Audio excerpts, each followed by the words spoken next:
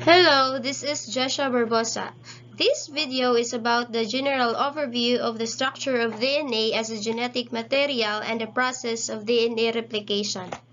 DNA, short for deoxyribonucleic acid, is the self-replicating material which is present in nearly all living organisms as the main constituent of chromosomes. It is the fundamental carrier of genetic information present in virtually every cell in your body. The building blocks of DNA are nucleotides, which are made of three parts: a deoxyribose, 5-carbon sugar, a phosphate group, and a nitrogenous base. These are four types of nitrogenous base in DNA: adenine and guanine, cytosine, and thymine. In 1983, Watson and Crick proposed that the DNA is made up of two strands that are twisted around each other to form a right-handed helix, called a double helix. Base pairing takes place between a purine and pyrimidine and are bonded together with a hydrogen band, and the DNA backbone, the sugar phosphate backbone, is bonded together with a phosphodiester band.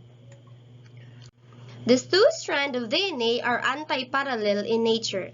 That is, one strand will have the 3' carbon of the sugar in the upward position, whereas the other strand will have the 5' carbon in the upward position. This orientation is very important for its duplication.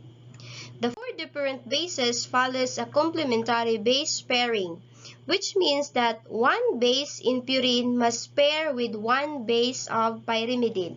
That is, adenine must pair with thymine, connected with double hydrogen bands, and guanine must pair with cytosine, connected with 3 hydrogen bands. The structure of DNA and its nature of orientation is necessary for RNA replication. DNA replication, a process by which DNA is essentially doubled replication, follows a semi-conservative process of replication. This process is an important process that takes place within the dividing cell. There are three main steps to DNA replication: initiation, elongation, and termination.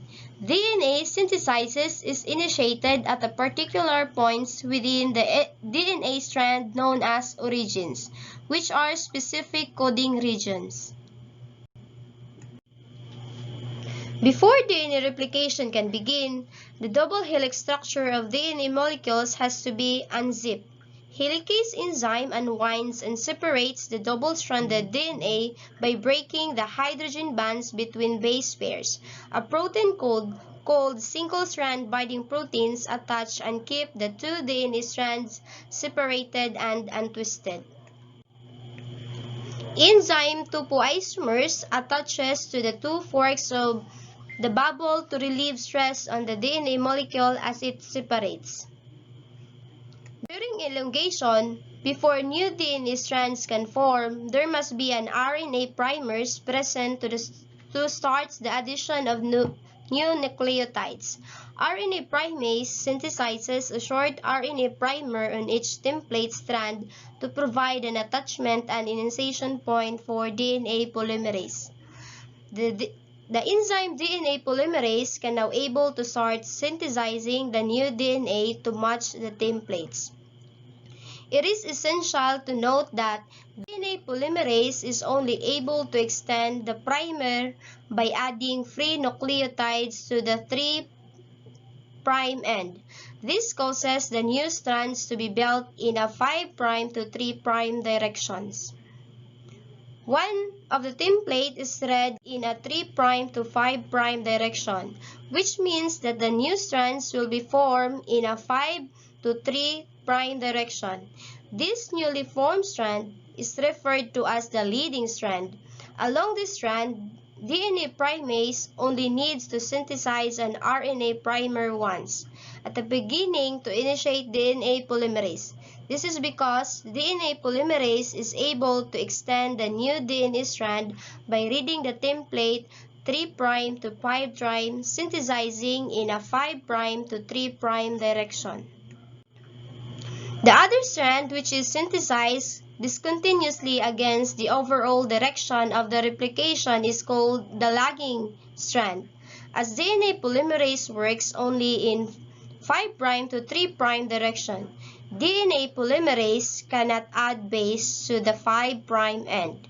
Instead, as the helix unwinds, RNA primers are added to the newly exposed bases on the lagging strand, and DNA synthesis occurs in fragments. These fragments are known as Okazaki fragment.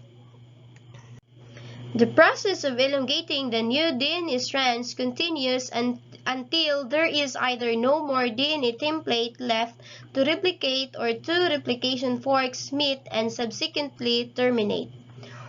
Once DNA synthesis has finished, it is important that the newly synthesized strands are bound and stabilized.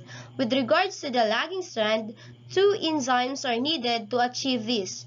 RNase removes the RNA primer that is at the beginning of each Okazaki fragment, and DNA ligase joins fragments together to create one complete strand.